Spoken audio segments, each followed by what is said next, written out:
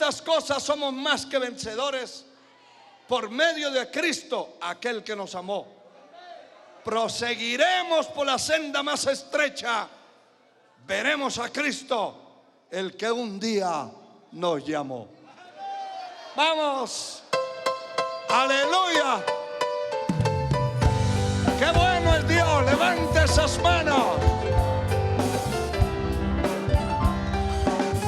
Gloria a su nombre.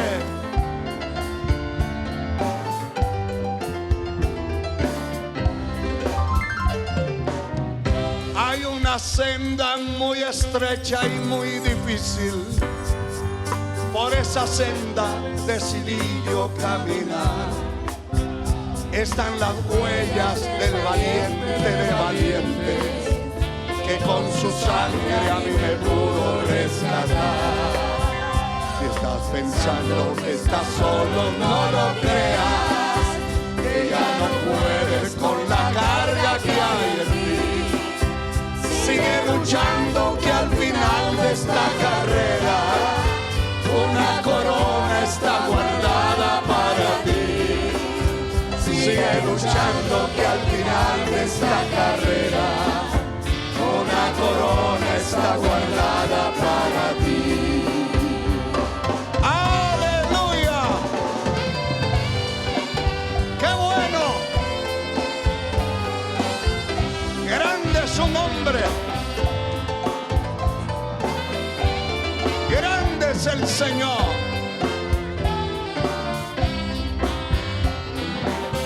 Sigue valiente en esta senda, no te apartes. Lo más glorioso ya muy pronto llegará. Pronto iremos el sonar de la trompeta, y un remanente a los cielos volará. En estas cosas somos más que vencedores, por medio de Cristo, aquel que nos amó. Proseguiremos por la senda más estrecha. Veremos a Cristo, el que un día nos llamó. Si estás pensando que estás solo, no lo creas, que ya no puedes con la carga que hay en ti. Sigue luchando, que al final de esta carrera una corona está guardada para ti. Sigue luchando, que al final de esta carrera una corona está guardada para ti. ¡A su nombre! ¡Qué bueno!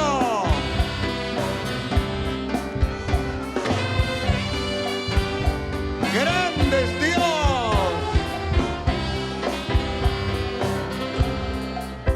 Sigue valiente en esta senda, no te apartes. Lo más glorioso ya muy pronto llegará.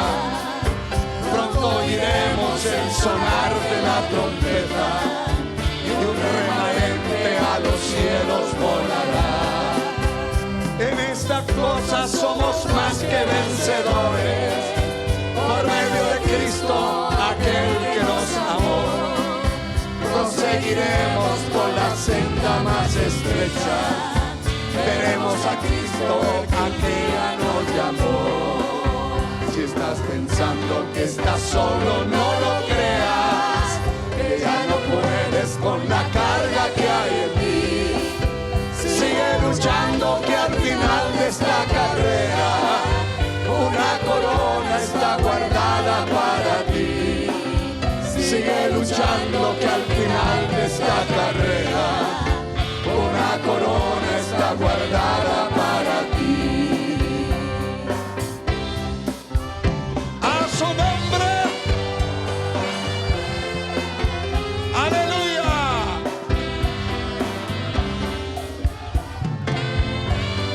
Qué bueno es Dios.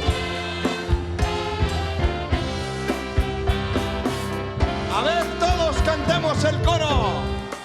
Si estás pensando que estás solo, no lo creas, que ya no puedes con la carga que hay en ti.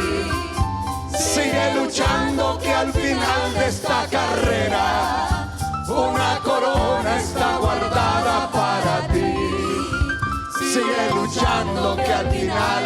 esta carrera, una corona está guardada para ti.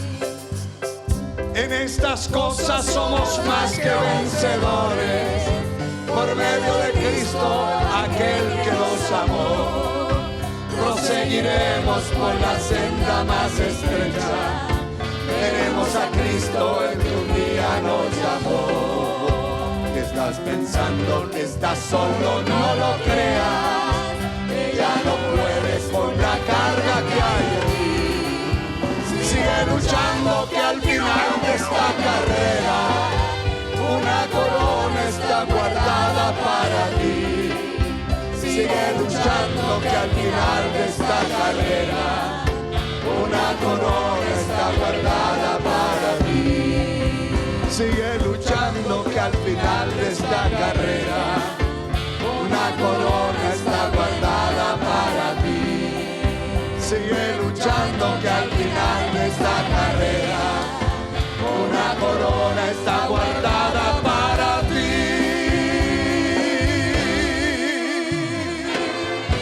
¡Gloria! A su nombre la gloria. A su nombre la gloria. Aleluya. Levante sus manos y adore al Señor unos momentos. Vamos a adorar al Señor. Levante esa voz y adore a aquel que nos llamó un día. Gloria a Dios. Vamos leyendo, hermano, en el primer libro de Samuel, por favor. Primer libro del profeta Samuel, capítulo 17. Es donde vamos a estar meditando esta noche el consejo de la palabra del Señor, lo que Dios quiere hablar a nuestras vidas. Alabado su nombre. Gloria a Dios para siempre. Santo es el Señor. Gloria a Dios. Alabado el nombre de Jesús. Vamos entonces, hermano, a dar lectura a la palabra de Dios. ¿Ya todos lo tienen? Dice la palabra de nuestro bendito Dios. Primer libro del profeta Samuel, capítulo 17, versículo 33. Vamos a leer la palabra del Señor. Dijo Saúl a David: no podrás tú ir contra aquel filisteo para pelear con él, porque tú eres muchacho y él un hombre de guerra desde su juventud. Al nombre de Cristo, vamos a pedirle al Señor que Él nos hable, hermano, a través de su palabra, y que haya un ambiente precioso mientras compartimos las sagradas escrituras también. Padre que estás en los cielos, en el nombre maravilloso y poderoso de Jesús, venimos delante de ti, mi Señor y mi Dios, dándote la gloria, la honra, la alabanza, Señor, Dios omnipotente. Queremos pedirte, Señor, que nos hables, que nos bendigas, que nos ayudes, Señor, para la gloria tuya, en el nombre maravilloso y poderoso de Jesús. Señor Dios maravilloso, háblanos, bendícenos, enséñanos a través de tu santa palabra, Señor. Necesitamos recibir de parte tuya ese consejo bendito, Señor. En el nombre maravilloso de Jesús. Te pedimos también un ambiente precioso, un ambiente de libertad, un ambiente de gloria mientras escuchamos tu palabra. Que tú nos bendigas, que tú te glorifiques, mi Señor. En el nombre maravilloso y poderoso de Jesús. En el nombre maravilloso y poderoso de Jesús de Nazaret. Para la gloria de tu nombre, mi Señor y mi Dios. En el nombre maravilloso y poderoso de Jesucristo. Gracias te damos, Señor amado. Gracias, Dios del cielo. Amén y amén. Dando un gloria a Dios fuerte, usted se puede sentar. haciendo el compromiso, hermano, de no quedarse callado mientras está ahí escuchando la palabra del Señor. Gloria al Cristo eterno, a nuestro Salvador. A Él sea toda la gloria y toda la honra por los siglos de los siglos. Quiero compartir con todos ustedes la palabra del Señor y hacerlo bajo el tema: si Dios está contigo, que nada te limite. Si Dios está contigo, que nada te limite. Gloria al Señor. Hemos tomado como base este versículo 33, primer libro del profeta Samuel, capítulo 17. Encontramos nosotros en la palabra de Dios a un joven en aquel tiempo llamado David. David es un hombre que sobresale en las Sagradas Escrituras, de quien la Biblia habla bastante.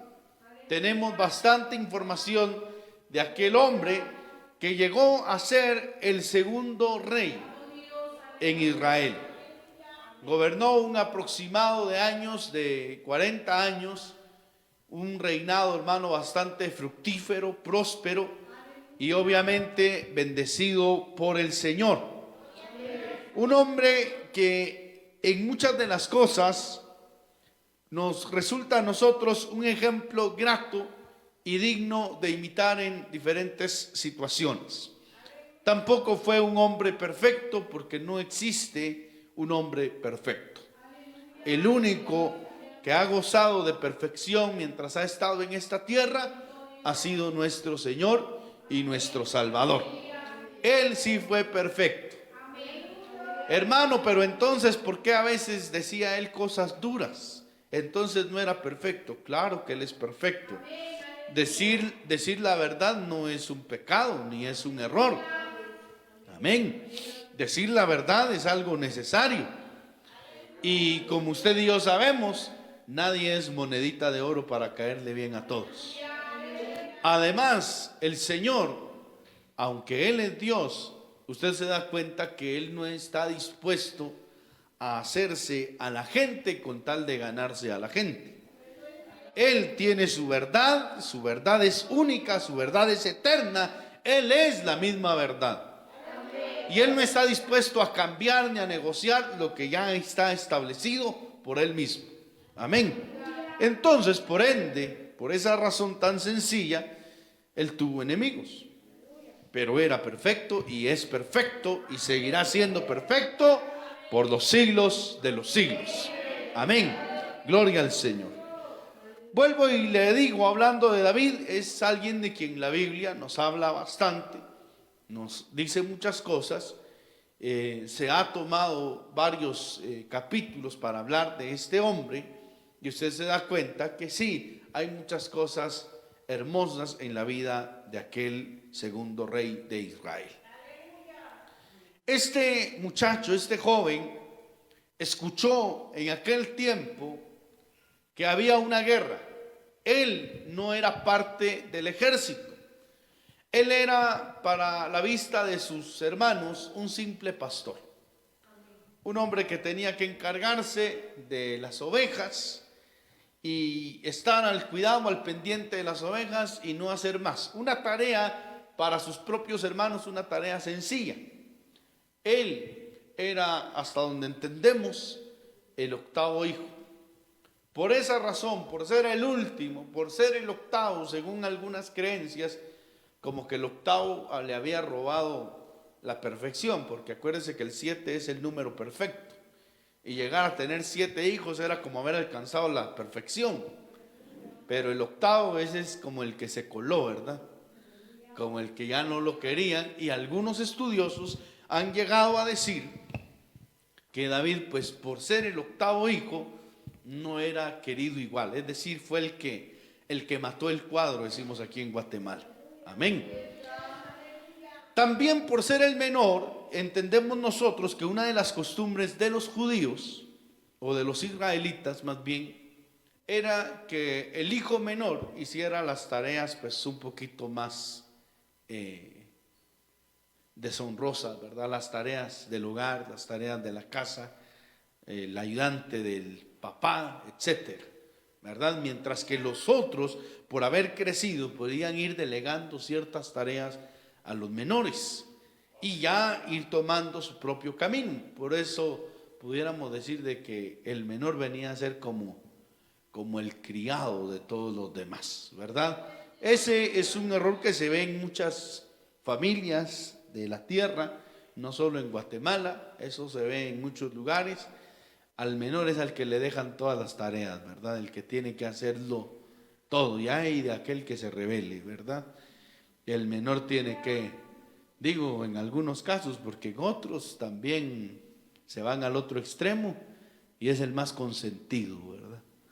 Hemos visto en algunos casos que el último que nació es el más grandote de todos, hermano.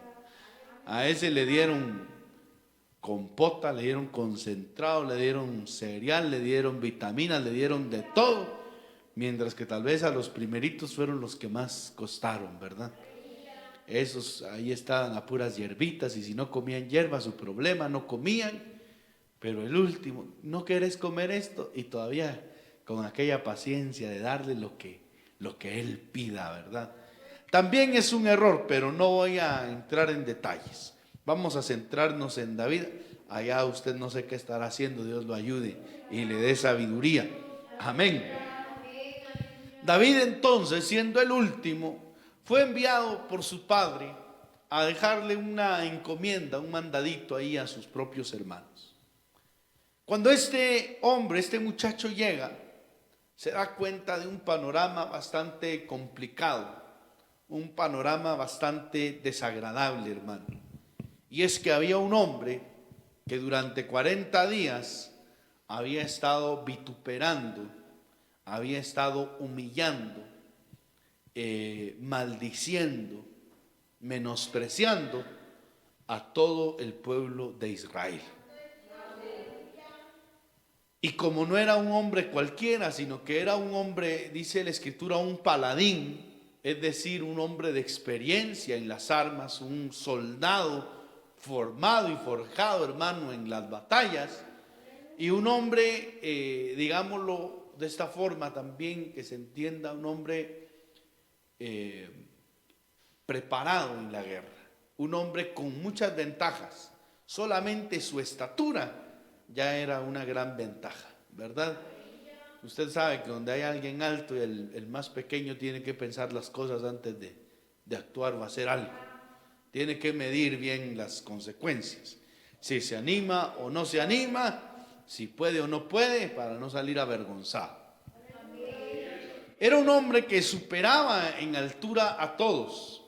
La Biblia también habla de ese paladín como un gigante, cuyo nombre era Goliat.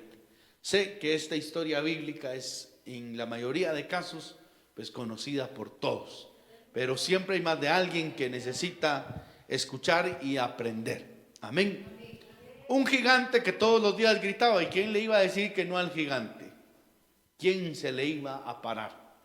Mire, algunos son valientes cuando el que les grita es como de medio metro. Si el que les grita es de medio metro, ¿qué es hijo del diablo que se cree? A ese sí lo maltratan. Pero si es uno más grandecito, no dicen absolutamente nada. O sea, la gente mide esas cosas. Vemos entonces el panorama. Goliat maldiciendo todos los días, por las mañanas y por las tardes. Venía este hombre a pedir que viniera un contrincante, un retador era lo que él esperaba, y decía: denme un hombre. Imagínense cuántos habían de parte del ejército de Saúl, incluyendo al mismo Saúl. ¿Cuántos hombres había? Pero cuando Goliat gritaba y pedía un hombre y nadie daba la cara, hermano, ellos mismos estaban denigrando con eso, porque estaban diciendo, al no pararse nadie, al no ir nadie a pelear contra él, estaban enviando un mensaje y diciendo: aquí no hay hombres. Amén. Eso es como cuando decimos un ayuno de caballeros y no están los caballeros. No, va a pensar la gente que no hay hombres en la congregación, que todos usan falda. Amén. Cuando se dice ayuno de damas y no llega ninguna dama, van a pensar que solo varones hay en la congregación. Y cuando se dice ayuno de jóvenes y no llega ningún joven, van a pensar que solo viejitos tenemos. Y cuando escuchan las transmisiones y se dan cuenta que la iglesia no alaba, van a pensar que solo muditos tenemos también. Amén. A ver, den gloria a Dios ahí para que sepan que aquí hay un pueblo que sabe alabar al Señor. Gloria a Dios. Amén. La situación era complicada, se lo repito, bastante estresante, intimidante, preocupante. Era una situación imposible. Me imagino que aquellos hombres, cuando hablaban con sus esposas, hay un gigante ahí, esto está serio y que ojalá no lleguemos a la batalla porque siento que esto está muy difícil. Tal vez ese era el lenguaje de la mayoría de soldados del pueblo de Israel. Y el lenguaje de los filisteos era completamente otro. Ellos estaban confiando en su paladín, en uno de sus líderes, en uno de sus mayores exponentes, hermano, como lo era Goliat. Y cualquier hermano con un elemento así en el ejército, cualquiera hace bulla. Amén. Pero no estaban confiando en Dios. Absolutamente nadie, ni el ejército filisteo, ni el ejército israelita. Amén. Cuando David llega y se da cuenta de todo aquel escándalo, de toda aquella situación, David empieza a preguntar: ¿y quién es ese? Dijéramos en términos conocidos, maleado hijo del diablo que estaba de hablar, que no se calla la boca. Y David, hermano, empezó a manifestar que dentro de él había un celo. Se encendió en él el Espíritu de Dios, hermano. La llama de Dios estaba en él. Y él no podía creer que aquel hombre estuviese diciendo tantas aberraciones en contra del pueblo de Israel, que los maldijese. Y claro, la Biblia no dice todo lo que aquel hombre se ponía a gritar. Pero no vaya a pensar que solo decía: a ver, por favor, ¿será que mandan un hombre? No vaya a pensar que esa era la forma de hablar. ¿Quién sabe qué palabras más denigrantes pudo haber utilizado para referirse al pueblo de Israel? Y nadie decía nada, hermano. Nadie se sentía indignado, nadie sentía un choque. Al contrario, todos agachaban la cabeza y se quedaban callados. Y lo que me produce a mí mucho en qué pensar es de que todos los días, hermano, todos los días el ejército de Israel se formaba y se presentaba en la batalla. Estaban ahí, llegaban ahí, pero ninguno de ellos iba dispuesto a pelear. O sea, llegaban con sus armas, llegaban al lugar, hermano, y estaban ahí, pero todos escuchaban a Goliat y nadie hacía absolutamente nada. Amén. Digo yo, si no iban a ir a pelear, entonces ¿a qué iban a llegar? O sea, se da cuenta que eso de solamente hacer acto de presencia, eso no es de tiempos de ahora, hermano. Eso ha sido todo el tiempo. Hay gente que se acostumbra solamente a hacer acto de presencia, así no hagan más nada. Amén. Llegaron a la vigilia, se quedaron bien dormidos en la plena vigilia, pero yo al menos estuve ahí.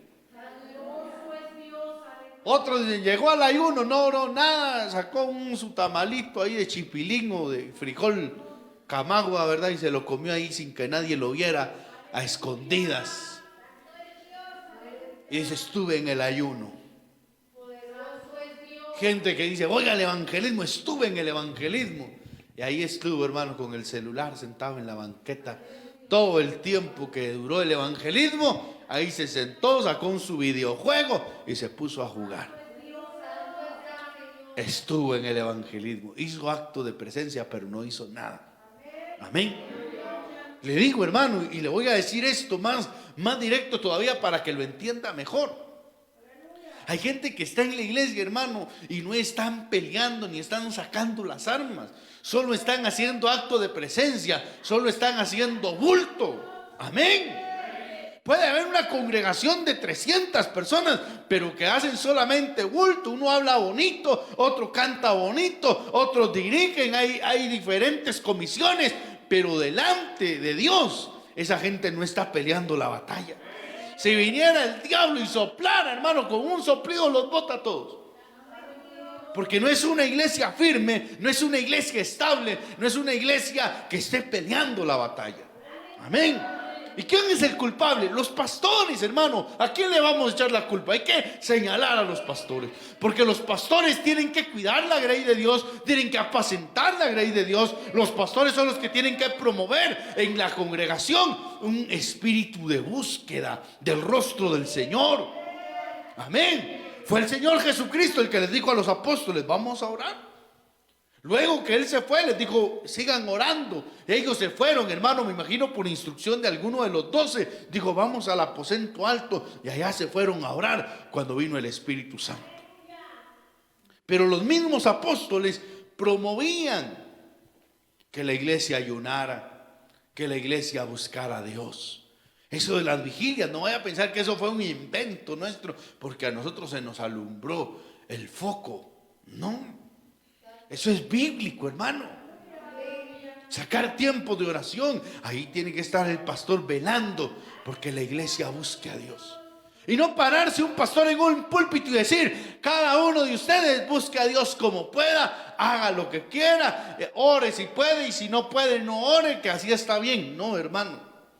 Usted debe saber que la oración es un fruto de todo cristiano. Si la persona verdaderamente es un cristiano, yo le aseguro que esa persona ora.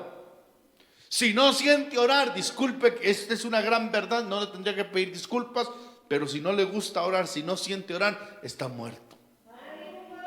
Porque desde que Cristo me salvó, desde que Cristo me compró, yo empecé a hablar con Él y solo quería hablar con Él, hermano, y decirle tantas cosas y hablar con Él y sacar tiempo para hablar con Él. Pero un cristiano que no hable con Dios es raro. Eso no puede ser posible. ¿Sabía usted que dentro de la soteriología, disculpe que lo diga así, la ciencia que estudia la salvación, se habla de la oración como un fruto, como algo que tiene que existir en la vida de la persona que realmente es salva? Amén. ¿Por qué le digo esto? Porque entonces nosotros pudiéramos estar igual que el pueblo de Israel, haciendo fila, haciendo pantalla, presentándonos al campo de batalla, pero no estar peleando, hermano. Amén. Estar allí, pero no estar en nuestro corazón, no sacar ni el arma, hermano. Iglesias que no oran, iglesias que no buscan a Dios, que no desbaratan las obras de las tinieblas en oración, que no pelean, hermano, que no claman por las almas, que no claman por el avance de la iglesia, que no claman por bendición, por gente nueva. No oran por nada más, nunca tienen tiempo para orar. Pero culto de primicias tiene que haber, donde todos traigan, hermano, y le vengan a dejar al pastor. Culto de primicias sí hay. Culto del día de la madre hay. Culto del día del padre hay. Cultos navideños, ahora hasta cultos de día de la independencia estaba viendo yo, hermano. Hasta la iglesia la pintan ya de azul y blanco y se pintan la cara. Hasta cultos de ir a traer la antorcha, hermano. ¡Qué desgracia! ¿Qué gana un cristiano con ir a traer esa cosa, hermano? El cristiano tiene que tener, pero el fuego del Espíritu Santo en él. No prestarse para esas cosas. Amén. Mire, algunos van por cuestiones del colegio, del estudio, pero hay un montón de creyentes mediocres, hermano. La iglesia y el pastor organizando ir a traer la antorcha.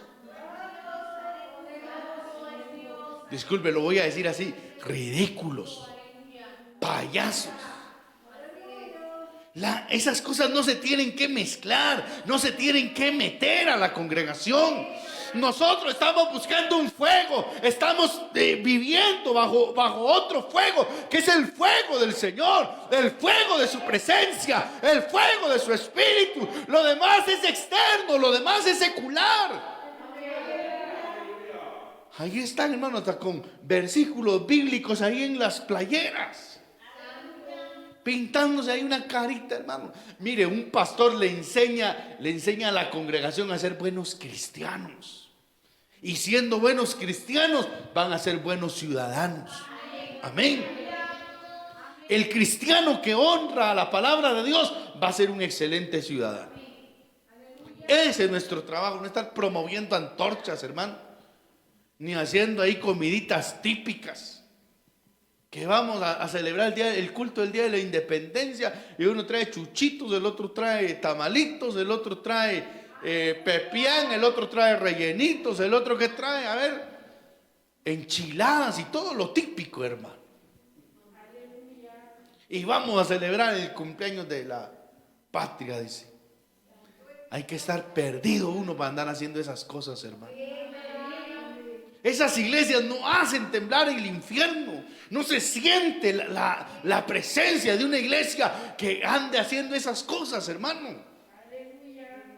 Usted mirará miles y hasta millones de personas que se hacen llamar cristianos, pero el día que el Señor levante a su pueblo, usted se va a dar cuenta que solamente un resto, un pequeño remanente, volará a la presencia de Dios. Esos que les gustaba ir a traer el fuego van a llevar fuego, pero allá en el infierno, con todo y antorcha para el lago de fuego. Primero al infierno y después al lago de fuego. Amén.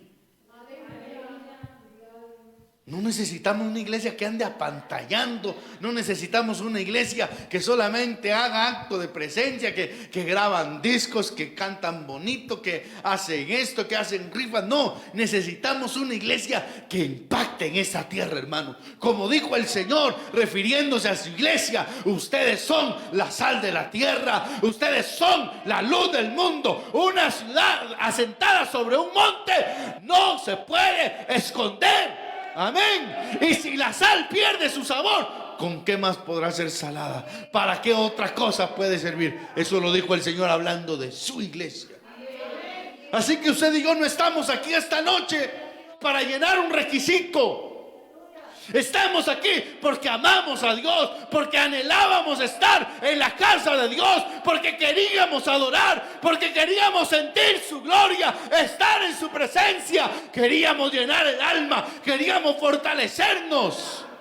Amén. Porque somos soldados del ejército celestial y estamos todos los días peleando una batalla en el nombre de Jesús. Amén. Esos que sienten el evangelio tan fácil, hermano, son como el pueblo de Israel, que solo llegaba y se presentaba en la batalla y nunca peleaba.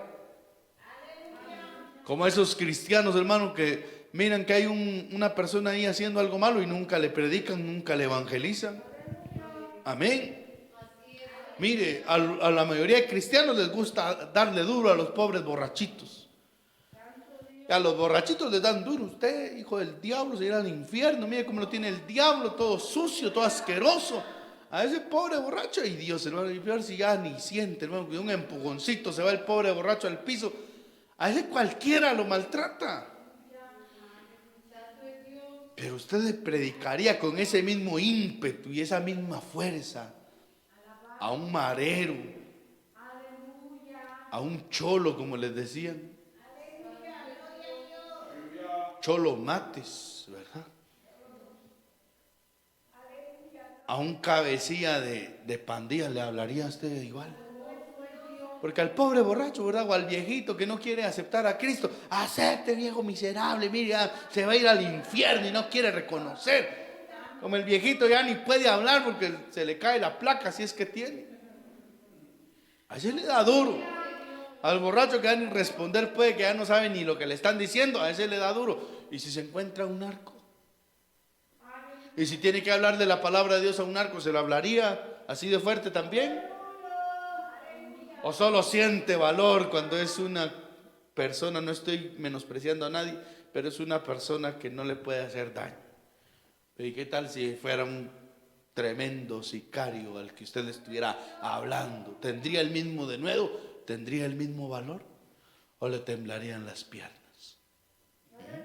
Mejor que el Señor nos llene de autoridad, hermano, y si es un cabecilla, si es un líder, si es un matón, que ni yo sepa, pero que el Señor me ponga las palabras que le tenga que decir. Amén. Gloria a Cristo para siempre. Bueno, ya usted entiende perfectamente el panorama. El ejército nunca peleaba, nunca iban dispuestos a pelear. Llegaban, se presentaban todas las mañanas, pero rogándole a Dios que no hubiera batalla. No se querían morir, no querían pelear. El mismo Saúl estaba lleno de miedo, hermano. Que si habláramos de altura y mandamos al más grande de aquí con el más grande de allá, era Saúl el que tenía que ir a pelear. Saúl era la persona de mayor estatura en Israel. La Biblia lo dice, que de hombros para arriba no había otro como Saúl. Es decir, en estatura sobresalía. Era un hombre alto, más que cualquier israelita. Luego, en el ejército enemigo, los filisteos, estaba Goliat, así que el más alto de aquí con el más alto de allá. Pero el rey no quería arriesgarse. Complicado, hermano. Estar en una batalla, queriendo tener la victoria, pero no querer pelear, no querer hacer nada. Vean lo que dice la palabra del Señor. Luego que David viene, le menciono, David pregunta qué le van a dar al hombre que vence a ese gigante, y le dicen, no, pues el rey lo va a levantar y le va a dar también a una de sus hijas. Bueno, y eso como que le dio más valor todavía a David. Amén. Cuando David se presenta con el rey Saúl, le dice a Saúl, no desmaye el corazón de ninguno a causa de él. Tu siervo, es decir, él se estaba nombrando, tu siervo irá y peleará contra este filisteo. Él tenía valor, tenía convicciones, tenía determinaciones, estaba decidido y creía que iba a obtener la victoria. Pero escuche lo que le dice Saúl a David. No podrás tú ir contra aquel filisteo para pelear con él, porque tú eres muchacho y él hombre de guerra desde su juventud. David tenía fe, tenía convicciones, determinaciones, tenía el respaldo de Dios. Pero escuche, para Saúl David era nada. David no era nadie, absolutamente nadie. Para Saúl, David era presa fácil. A David lo iban a acabar, hermano, en poco tiempo. Ese era el concepto que tenía Saúl. Y yo estoy de acuerdo que hay cosas en la vida, hermano, en las que se requiere experiencia, otras cosas en las que se requiere sabiduría, cosas, hermano, que pudiéramos, hablando generalmente, hay cosas que no se le pueden encomendar a un joven. Amén. O sea, no se le puede dar tan grande responsabilidad en algunas ocasiones. Y también me he dado cuenta en lo poco que he visto, hermano, que hay personas que argumentan tener fe, pero lo que tienen es emoción. Personas dispuestas a hacer muchas cosas y dicen hagamos y entremos, pero esa emoción se termina y no son personas confiables. Entonces yo estoy de acuerdo que no a todos se les puede decir que sí y que no a todos se les puede creer lo que van a hacer. Por ponerle un ejemplo, conozco dos personas que en algún momento estuvieron haciendo la obra de Dios. En diferentes tiempos, en diferentes lugares, bajo circunstancias parecidas. Los dos tenían un terreno donde iban a construir el templo y querían meter maquinaria. Uno sí lo hizo, el otro se quedó solamente en el intento. Querían escarbar, hermano, meter una máquina de esas de construcción, de esas grandes, de esa maquinaria pesada, hermano, para romper unos terrones que habían ahí y hacer el templo al nivel de la tierra, con el nuevo nivel que iba a quedar, levantar un segundo y un tercer nivel si era posible. Vino la autoridad de ellos y les preguntó a este último, le dijo: ¿qué piensa hacer? Esto y esto. ¿Cuánto tienen para ese proyecto? Tenemos tanto. Y le dice el pastor encargado del responsable, le dice: ¿ya pensó que allá arriba hay unas casas? Allá arriba hay unas casas. Si entra la máquina, esas casas van a quedar al filo del terreno, porque ese es el límite. Si ustedes no trabajan arduamente, va a venir el tiempo de invierno y va a empezar a corroer, a humedecer esa tierra, y lo que va a hacer es que la casa se va a venir abajo y vamos a tener muchos problemas. Entonces, para hacer eso, usted tiene que tener lo de la maquinaria, lo que le van a cobrar, y tiene que tener lo de las paredes, para subir las paredes a la altura necesaria, y obviamente los cimientos, para no tener problemas con el vecino. No, pero yo tengo fe, Dios nos va a bendecir y Dios nos va a dar. Y le dijo el pastor, no entró en pleito con él, pero le dijo: yo no se lo aconsejo. Mejor trabajen, junten dinero y se ahorran de problemas. Hermano, en menos de un año esa persona ya había agarrado camino. Y nos pusimos a pensar todos, ¿qué hubiera pasado si le hubieran dicho que sí lo hiciera? Se hubiera ido. Y no le hubiera importado cómo quedaba la gente, cómo quedaban los vecinos, cómo quedaban los demás. Y ahí que la misión mire qué hace. Hay personas que son así, que les repito, personas que tienen emociones tremendas. Y dicen: es que no me dejan trabajar. No es que no lo dejen trabajar. Es que hay cuestiones, hermano, que no se pueden dejar a la aventura, que se tienen que asegurar, porque ¿quién va a responder el día de mañana? ¿Y qué pasa si los vecinos se vienen a la casa y se mueren? Mire, que se murieran todos y no hubiera quien reclamara, disculpe el ejemplo. Así sería bonito, ¿verdad? Y no estoy diciéndole la muerte a nadie, pero alguien va a venir a reclamar. Eso va a ser un escándalo. ¿Y un escándalo para quién? Para la obra. Un pastor, usted se ha dado cuenta que un pastor, en el rato que deje de sentir el compromiso con Dios, en el rato que deje de sentir ese amor por el Señor y se haya descuidado espiritualmente, cualquier pastor puede agarrar camino en cualquier momento. Amén. Y lo hemos visto, hermano, en tiempos de guerra. ¿Cuántos hemos visto correr?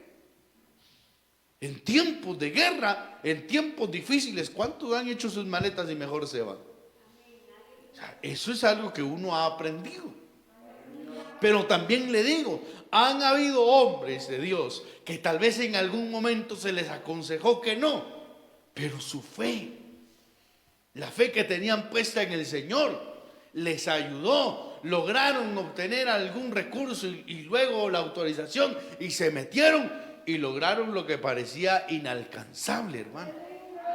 Pero hay una gran diferencia entre el que tiene fe y entre el que se emociona. Amén. Eso a usted le tiene que quedar bien clarito, hermano. Saúl de inmediato le dijo que no. El caso de Saúl y el caso de David, yo quiero que usted lo entienda bien, porque este es un caso muy ejemplar y que puede darse dentro de las congregaciones también. Mire, ¿quién es el que dice que David no va a poder? ¿Quién lo está diciendo, hermano? ¿Quién lo está diciendo? ¿Quién le está diciendo a David: no, no vas a poder porque tú eres muchacho, joven, patojo, ischoco, cipote, dicen allá en El Salvador, güiro, chamaco, y cuando es muy mal portado, chamuco? Amén. O sea, hermano, el pobre David no tenía el apoyo de su rey. Eres muchacho, Saúl no estaba pesando nada, Saúl no lo conocía, Saúl no sabía absolutamente nada de David, y su primera impresión fue decirle no. ¿Quién era Saúl para ese tiempo? Le voy a decir lo siguiente. Saúl, un hombre que en tiempos anteriores tuvo experiencias que marcaron su vida, experiencias con Dios.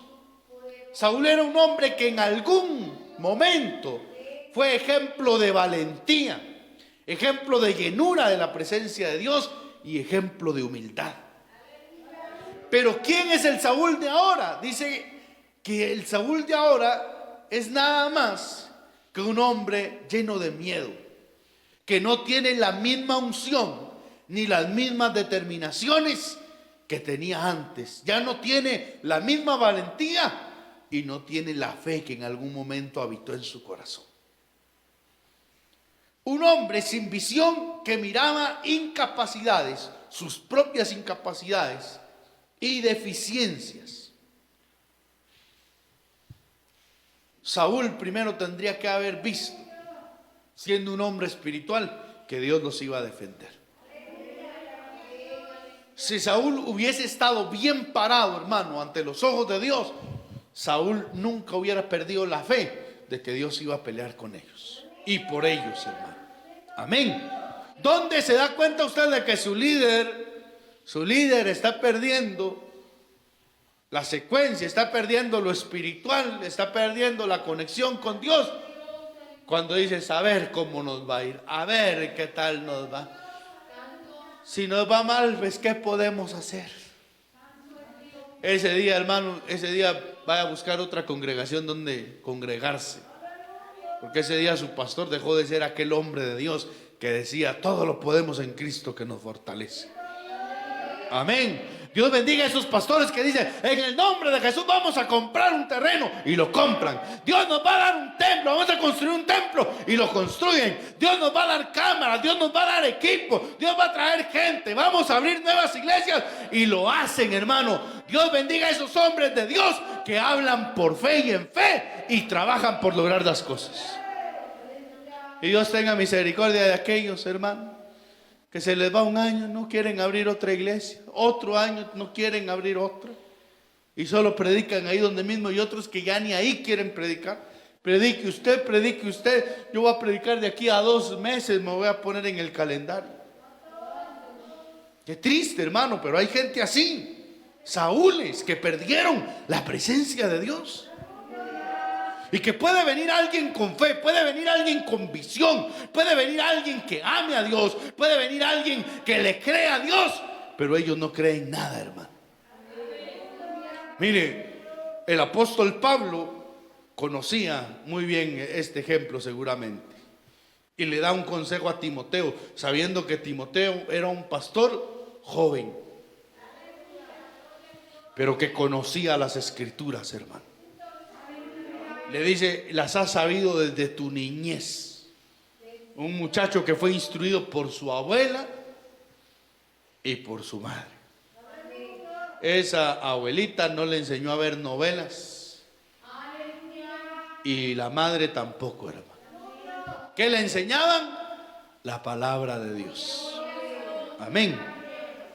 Mire que le dice el apóstol Pablo a Timoteo, le dice, ninguno tenga en poco tu juventud. Como quien dice, te van a menospreciar porque eres joven.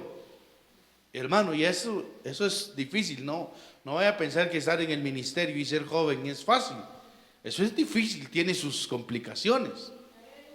Cuando yo empecé, hermano, ay Dios, todos eran más altos que yo. Y con respeto le digo, todos más viejos que yo, más vividos que yo. Unos ya iban por su tercer mujer, yo ni casado estaba, hermano, cuando empecé el ministerio. Y digo, no que fueran adúlteros, tal vez estuvieron perdidos en un tiempo y ahora ya se habían establecido. O sea, hemos lidiado con mucha gente, hermano. Y gente que de algún momento, cuando empezamos, algunos haber dicho, ¿y qué va a hacer este patojo aquí? Recuerdo el caso de un hermano que llegó el primer día que yo hice culto en la iglesia. Mi primer culto, ese hombre llegó Y como el músico no venía, él estaba ahí cerquita de la guitarra. Y no era ni miembro de la iglesia. Simpatizaba, llegaba y quería tocar la guitarra. Yo no le podía dar ese privilegio. Mi primer día, hermano, ya estaba yo ahí con esa batalla de qué le digo para que no se sienta mal y que entienda las cosas. Mire, se quedó todo el día, estuvo en los 2 cultos que tuvimos. Se hizo un almuerzo, un compartimiento con el pastor que había salido. Llegó todavía después del segundo culto. Y mire, hermano, ese hombre me miraba con unos ojos que, Dios mío, como quien dice, ¿a quién nos trajeron? Nos hubieran puesto uno de experiencia. Última vez que llegó. Los otros caballeros, hermano, fueron humildes y ahí se quedaron.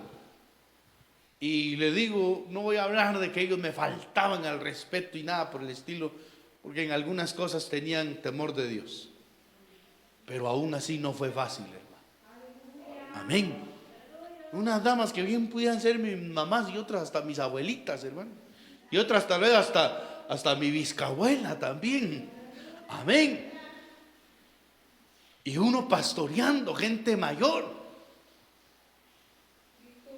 Pastorear, hermano, gente que ya ha predicado, otros que tal vez hasta obreros han sido, fueron pastores en algún tiempo. Y uno venir a pastorear. Uno anda lidiando con esas cosas. Tener responsabilidades en medio de otros compañeros en el ministerio que tienen más experiencia que uno, que tienen más años en el ministerio que uno. Y uno, hermano, ¿cómo pone ahí uno la cara y decir, bueno, hagamos esto y lo otro? Solo porque Dios lo ha puesto, porque si no, no dan ganas, hermano. Amén. Es complicado, pero la Biblia nos invita a que si Dios está con nosotros, nadie tenga en poco nuestra juventud. Y no solamente nuestra juventud, porque, hermano, no solo hay jóvenes que se van rezagando porque los menosprecian. También hay mujeres, hermano, que creen que no pueden hacer absolutamente nada porque todo lo miran mal. Mire, viene el pastor que cree que la mujer puede ser útil en la iglesia y la toma en cuenta en algunas áreas para que ayude, para que se involucre. Estoy hablando en trabajos espirituales. ¿Y qué hace el hombre? Qué feo lo que usted dijo hoy. Esa su disque prédica. Yo ya casi me quedaba dormido. El esposo haciéndole la guerra, hermano. Dios queriéndola levantar, queriéndola procesar para que sirva. Y el esposo diciéndole, no, eso no sirve. Usted debería hablar con el pastor, que ya no la ponga a predicar, porque no. Es que usted, porque mira que yo predico, usted quisiera también, pero no es tan fácil, le dice. Usted mismo está menospreciando a su mujer. ¿Cuántas discusiones se dan, hermano? Predica un hombre en la iglesia y la misma mujer, eso que dijo usted, ese es su mensaje, no sirvió. Y tal vez sí sirvió, tal vez Dios sí lo respaldó. Claro, está aprendiendo, está metiéndose a la predicación. Pero viene la mujer, hermano. Ya parece la mujer de Job. Solo falta que le diga, maldiga a su Dios y muérase también. Amén. Si Dios está levantando a su esposo, apóyelo. Si va a hacerle una observación, es bueno que se la hagan. Porque ¿quién más le puede hablar a uno con la verdad sino la misma esposa, hermano? Las mujeres no se tientan el alma para decirle algo al esposo. Y por eso el esposo después ya no se tienta el alma también para decirle la verdad. Antes el esposo hasta buscaba la forma, ¿verdad? Que no doliera tanto. Y mire, pues le voy a aconsejar. Pero las mujeres de una vez, hermano, con el hacha vienen. Usted, y ese es su versículo todo tergiversado que salió ahí. Ese es su tema tan feo, le dice. Tan feo que le puso ese tema a la predicación.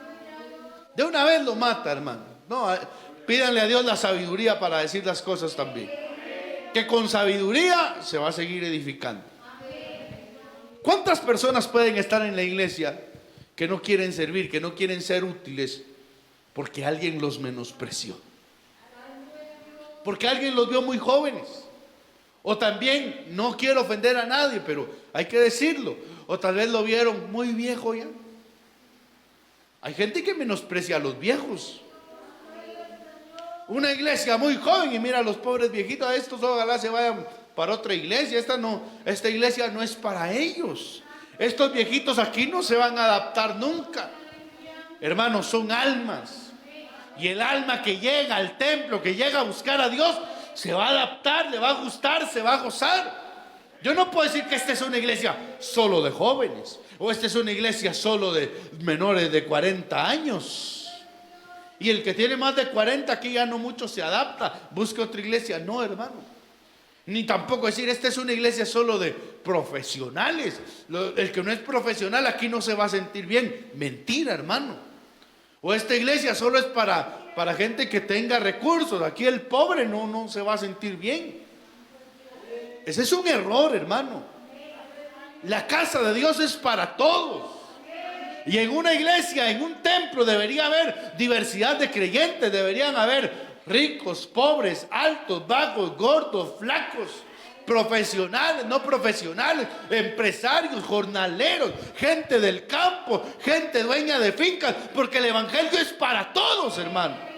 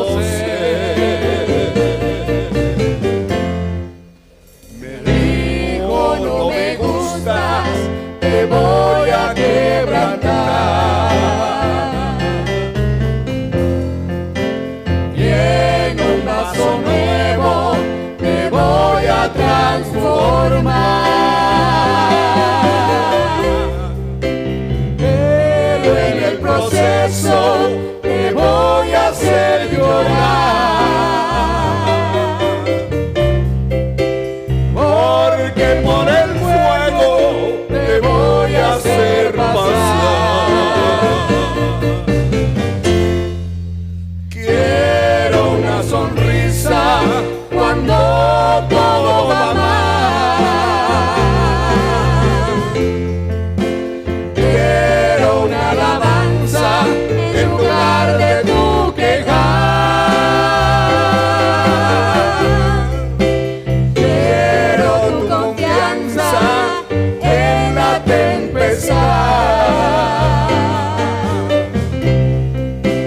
Y quiero que aprendas también a perdonar.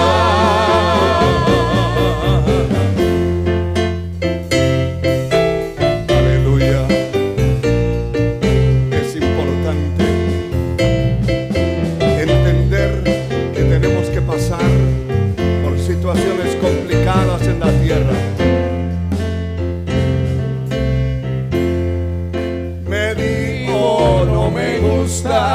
Te voy a quebrantar, y en un vaso nuevo te voy a transformar, pero en el proceso te voy a hacer llorar, porque por el fuego te voy a hacer pasar. Quiero una sonrisa cuando todo va mal. Quiero una alabanza en lugar de tu quejar. Quiero tu confianza en la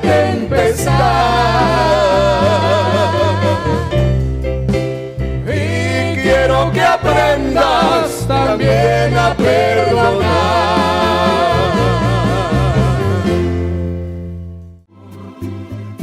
Que pronto vendrá a llevarnos celestial mansión.